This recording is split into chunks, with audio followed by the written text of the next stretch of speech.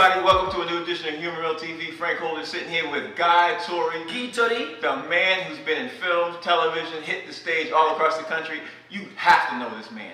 We're sitting here specifically because he's getting ready to bring back something which we're going to talk about in just a second. But first of all, how you doing? Good, man. Can't complain, man. Good You know, to see all you. good. As long as I wake up, I'm good in the hood. Gotta ask you, man, you've been hitting comedy on the stage hard for a long time. Long time. It never stopped, man. I mean, you know, the TV, film are great, but nothing like live stand-up. In the moment, fresh, live. Just, I love it. Right. Now, being that you know you love it, what don't you like about stand-up?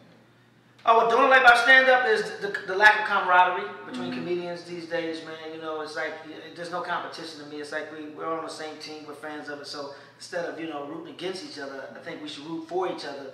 You know, so that, you know, I can't play every comedy club or every theater in the country, you know, by myself. Somebody got to keep the ones in St. Louis, Chicago, Houston open, while I'm doing the one in LA, you know, New York or whatever. So I hate the lack of camaraderie and the lack of some originality in the game right now. Which leads me to my next question is, because you spoke of camaraderie, you've been doing comedy and helping other comics for a long time, and you opened up something way back in Hollywood a long time ago called Phat Tuesdays. Now, being that it was called Phat Tuesdays, first of all, what made you come up with the name Phat Tuesdays at that time? Phat Tuesdays spelled P-H-A-T. At the time, I was managed by Russell Simmons and Stan Lake and Bruce Diddy Gray.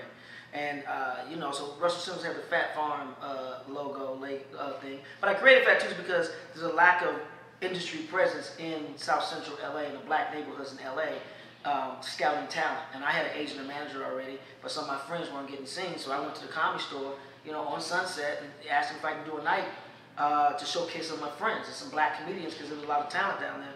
They gave me a Tuesday night. So I went to the office one day at SLBG. Stan Lake's assistant, Nicole Roberts, was, I was teasing names out with her. I said, man, I got this comedy night at the Comedy Store. You know, I was going to call it Funny Farm, Fat Funny, because I wanted to get the sponsorship from Fat Farm. And she said, well, what night is it on? I said, it's Tuesday night. She said, call it Phat Tuesdays. I was like, oh, okay, there it is. It took a woman to, you know, just cut through all the bullshit crap and get straight to the point. But yeah, that's how the name Phat Tuesdays came about. Well, now Phat Tuesdays came and left. We hear from you that it's getting ready to come back. Well, you know, the night itself, named Phat Tuesdays, came and kind of left, but the legacy lives on because for 20 years, when I started in 1995, for 20 years, a Comedy Store has had a successful comedy night at the Comedy Store on a Tuesday night. Right. So the legacy lived on because I passed the torch, because when I left, they was not going to do the room. Right. And some other guys wanted to come in and do it, and the Comedy Store wasn't going to let them do it. And I, with my blessing, I said, look, black comics need another place to go and look at, and scout, and be scouted, and be seen. So they let them do it. It was Gooch and Giroux. And then, but you know, Phat Tuesdays was kind of like, you know, it was the first of its kind. There was really no other white comedy club in the country at that time doing an urban night. Eddie Griffin had one at the Comedy Store for a brief second, but Phat Tuesdays was the one that kind of like stuck and was successful, and it gave, you know, inspired Chocolate Sundays and More Better Mondays and Whacked Out Wednesdays and Slap Your Mama Fridays and all the other rooms that were in mainstream clubs. There were black clubs, there were black nights in bars and lounges, but there was really no mainstream comedy club really dedicated to urban comics before 1995. In my history, my research. So would it be fair to say that what you did, not only did it start, the comedy club owners started to realize they could really make a lot of money by doing urban comedy? Well, that's what it was. I mean, like, what people don't realize is that the places that black comedians have to do comedy, you know, when we're not not welcome in the mainstream clubs, are places where you can lose your life.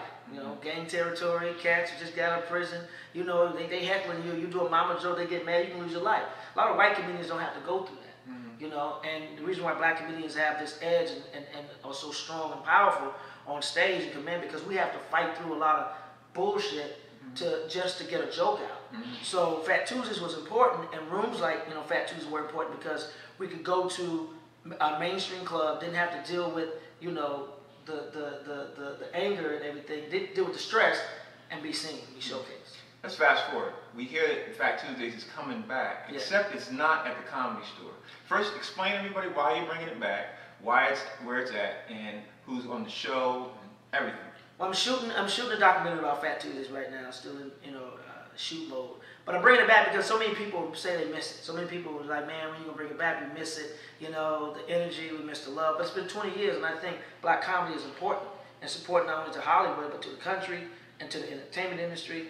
And rooms like Phat Tuesdays gave an opportunity to a lot of the guys who are on top of box office successes today. I mean, everybody that came to Phat Tuesdays. I mean, who didn't come to Phat Tuesdays? And I'm not saying that to have an ego trip. It's the fact that they knew this was the room where you could be seen and be discovered. So it's coming back. LA Live, September 1st, Club No Kid, Joe Torry, Lunel, Lavelle, Tommy Davidson, and Tony Rock, and myself hosting with DJ D Breck. Wow, ones and twos. So it's gonna be hot. Phat Tuesdays. Should we expect some surprise guests coming through and all that? We that's what we want. We're hoping that some of the greats, who've graced the stage of Phat Tuesdays will come back and just say hello and or at least be on the red carpet. So Phat Tuesdays, September 1st, Club No Kid, LA Live, from Hood to Hollywood to LA Live.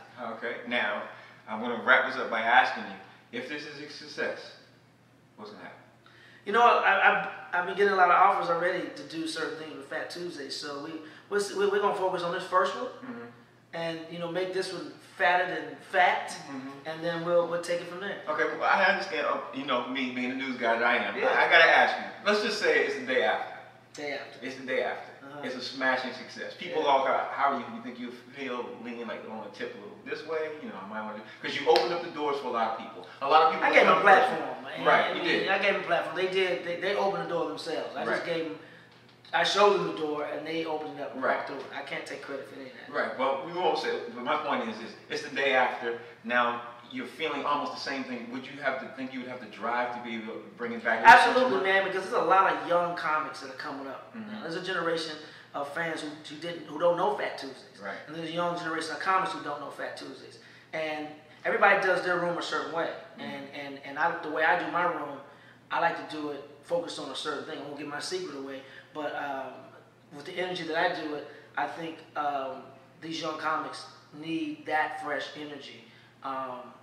There's some funny guys out there coming up, man. And I'm a fan of comedy, so it's no competition to me. I want to showcase these young up-and-coming comics at the same time. I want to pay homage to the guys who came through Phat Tuesdays, back. I want to pay homage to the guys who played Phat Tuesdays back in the day, and the ones who inspired, me. Like Def Comedy Jam to me is what inspired me. But then I want to pay homage to the people before Def Comedy Jam. Okay. During Def Comedy Jam, after Def Comedy Jam. Last question. Tell everybody out there how they can follow you, follow up with it, and then when you make an announcement of what else you're going to do. Tell everybody out there to do it. Hey, what's up? It's your man Guy Torry. You can follow me on all social media networks at Guy Torry, GUY2RRY, Instagram, Twitter, Facebook, my website, Guy Torry Live.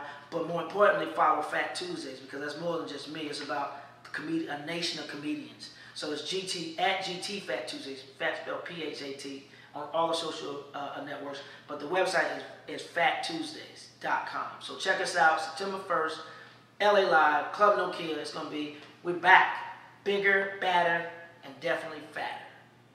Well, thank you for taking out the time. I appreciate that. He's Guy Torry. I'm Frank Holder, Humor Mill TV. See you soon.